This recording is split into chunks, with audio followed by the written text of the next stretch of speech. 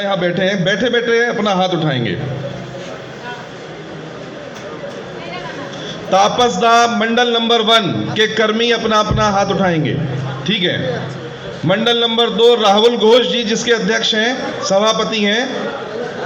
बहुत अच्छा, एक और ताली बजाएंगे मंडल नंबर 2 के लिए। मंडल नंबर 3 परमेश्वर जी आए हैं। मंडल नंबर 3 के कार्यकर्ता अपना हाथ उठाएंगे। मंडल नंबर 3 परमेश्वर दत्त, जिसके सभापति हैं। ठीक है। अभिजीत मंडल नंबर 4 एक कार्यकर्ता। बहुत अच्छा, एक बार सभी ताली बजाएंगे।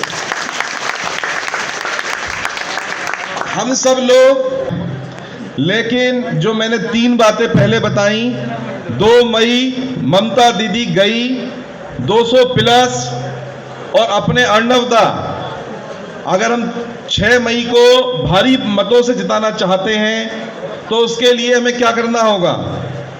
अपने अपने बूथ पर, जिसके हम सभापति हैं, पालक हैं और BLA 2, अपने अपने बूथ पर ही फोकस करना है।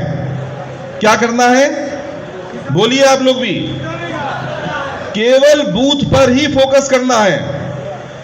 हमारे कैनिंगपुर में क्या हो रहा है, गोसावा में क्या हो रहा है, कुलतली में क्या हो रहा है, पश्चिम बंगाल में नंदीग्राम में शुभेंदु अधिकारी कैसा चुनाव लड़ रहे हैं, इसे अभी हम 6 अप्रैल तक पोस्टपोन करेंगे।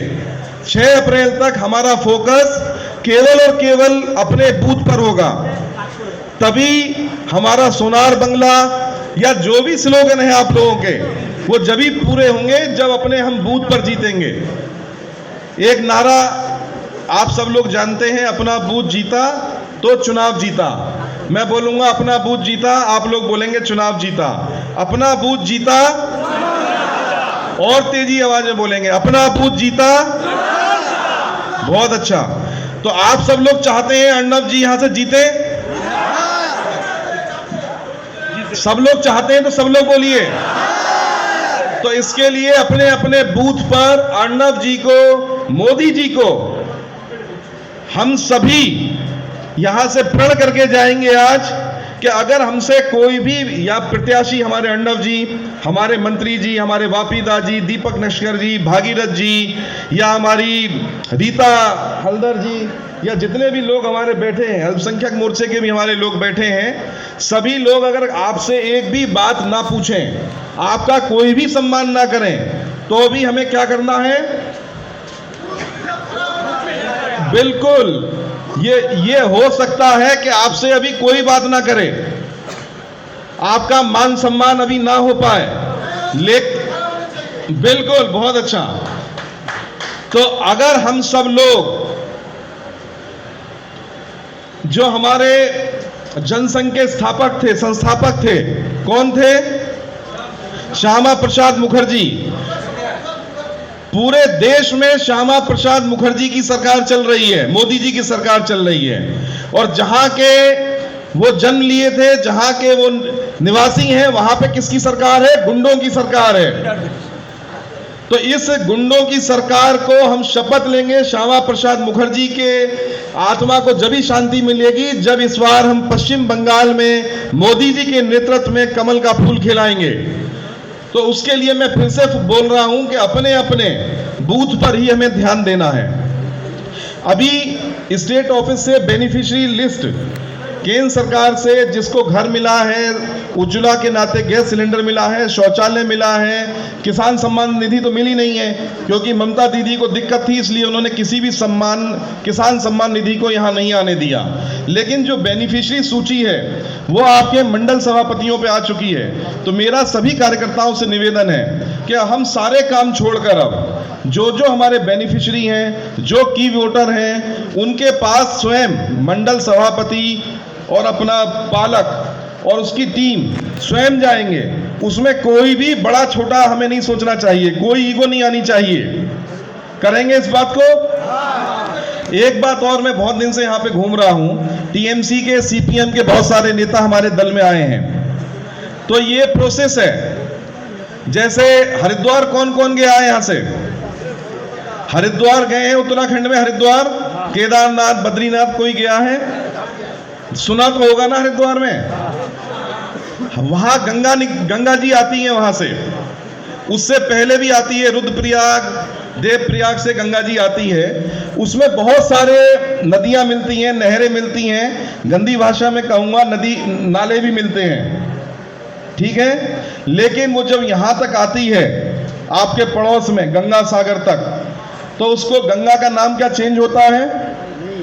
गंगा नदी तो गंगा नदी है ना, उसमें कितनी नदियां मिल जाएं, लेकिन उसका स्वरूप जो है उतना पवित्र है, जितना गौमुख से निकलता है उतना ही जब गंगा सागर में पड़ता है तो भी उसे गंगा जी ही बोलते हैं। और गंगा मतलब सागर में मिलने के बाद भी उसका नाम क्या होता है? गंगा सागर। इसी तरह से बीजेपी में कितने ही दल आ जाएं, कितने ही खराब से खराब लोग आ जाएं, वो भी उतना ही पवित्र है। क्यों? उसका कारण क्या है? क्योंकि हम किसी व्यक्ति विशेष के लिए काम नहीं करते। 125 करोड़ की जो जनसंख्या है, मोदी जी ने कहा है हम उसके विकास के लिए, उसके विश्वास के लिए केवल मोदी जी और उनकी पूरी टीम रात दिन उनके लिए काम कर रही है। हमारे बहुत सारे अल्पसंख्यक मोर्चे के लोग बैठे हैं। अभी जय श्री राम का जब नारा लग रहा था तो मुझे लगा कि कुछ लोग असहज हो रहे हैं, लेकिन हमें एक बात बहुत क्लियर करनी चाहिए कि भारतीय जनता पार्टी तुष्टीकरण की राजनीति नहीं करती है। किसी को खुश करने के लिए ना तो मोदी जी, ना अमित शाह जी, ना जेपी नड्डा जी, ना यहाँ पर जितना हमारा नेतृत्व बैठा है, किसी को खुश करने के लिए कोई बात नहीं करता। जो हमारा देश का निवासी है, जो भी इस देश में रहता है, 130 करोड़ जनसंख्या, उस सबके विकास के लिए भारतीय जनता पार्टी और हमारा नेतृत्व काम करता है। कश्मीर में जब बाढ़ आई थी, आपको ध्यान होगा, कश्मीर में मुस्लिम लोग रहते हैं, कश्मीर वैली में, वहां 1000 करोड़ रुपए मोदी जी ने स्वयं जाके दिए थे।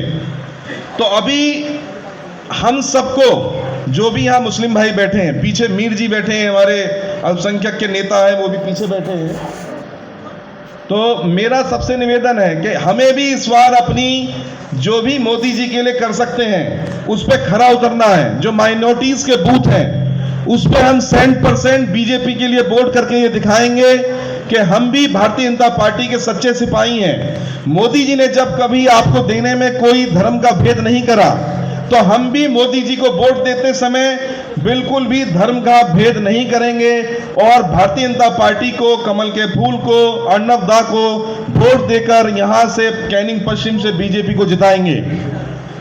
हमारे जो मुस्लिम मोर्चे के लोग बैठे हैं, एक बार हाथ खड़ा करेंगे। माइनॉरिटी के लोग जो बैठे हैं, बहुत थोड़ी माइनॉरिटी के लोग, ठीक है, बैठिए, नीचे बैठिए। अगर अर्नब दा में या हम सब जो स्टेज पे बैठे हैं उसमें कोई कमी आपको दिखाई देती है तो केवल मोदी जी को देखिए आप। हमारा जो मोदी जी का व्यक्तित्व है उसमें किसी को कोई कमी दिखाई देती है? जिस तरह गंगा पवित्र है उसी तरह मोदी जी भी पवित्र हैं। और उसके बाद भी अगर कहीं कोई समस्या आती है तो समुद्र में जब लहर चलती हैं तो जो गंदगी होती है, जो उस जल में अपने आप को समाहित नहीं कर पाएगा, जो बीजेपी में अपने को नहीं रह पाएगा, जो बीजेपी की विचारधारा के अनुरूप नहीं चल पाएगा, तो जिस तरह से समुद्र ऐसी वस्तुओं को, ऐसी चीजों को बाहर फेंक देती है, समझ रहे हैं नहीं? जो समुद्र में अपने आप को समाहित नहीं कर पाता उसे समुद्र बाहर फेंक देता है, वो तट पे आ जाता है। तो भारतीय जनता पार्टी में भी अगर कोई नहीं चल पाएगा, सरकार बनने के बाद केवल और केवल संगठन के लोगों की चलेगी। आप सब बूथ सभापतियों की, BLA 2 की, बूथ पालकों की, हमारे मंडल सभापति, हमारे जिले के टीम, इन्हीं लोगों की सरकार बनने के बाद सुनवाई होगी। ये मैं इसलिए श्योर कर रहा हूं कि हमारे कर्नाटक के भी मंत्री बैठे हैं, वहां भी संगठन की चलती है। उत्तर प्रदेश में जहां से मैं आता हूं वहां भी किसी मंत्री या विधायक या सांसद की नहीं चलती। जो जिले का सभापति बोलता है, जो मंडल का सभापति बोलता है, उसे मंत्री को चाहे मुख्यमंत्री को वो बात माननी पड़ती है। इसलिए आप लोग बिल्कुल निश्चिंत रहें। आप सब लोगों का जो इतने लंबे संघर्ष के बाद किसी के घर पे तोड़फोड़ हुई है, किसी को पीटा गया है, बहुत लंबे समय आप लोगों ने यातनाएं झेली हैं। 6 अप्रैल तक पूरी ताकत के साथ हम सभी अपने अपने बूथ पर सबसे संपर्क करेंगे। जो बेनिफिशियरी लोग हैं उसकी सूची लेकर उसके घर पे जाएंगे, उससे बोलेंगे मोदी जी ने आपको घर दिया है, गैस सिलेंडर दिया है, शौचालय दिया है, अभी आपको मोदी जी का साथ देने की जरूरत है। तभी ये परिवर्तन, बीजेपी जो परिवर्तन चाहती है, बंगाल का जो आम जनमानुष है वो परिवर्तन चाहता है, वो जब ही संभव होगा जब हम अपना अपना उत्तरदायित्व सही से निभाएंगे। मेरे को इसके अलावा कोई कहने के लिए मुझ पे कुछ ज्यादा नहीं है। हम सभी फिर से आज प्रण करेंगे कि अर्णव जी को यहां से जिताकर और बंगाल में बीजेपी की सरकार बनाने में अपना अपना योगदान देंगे।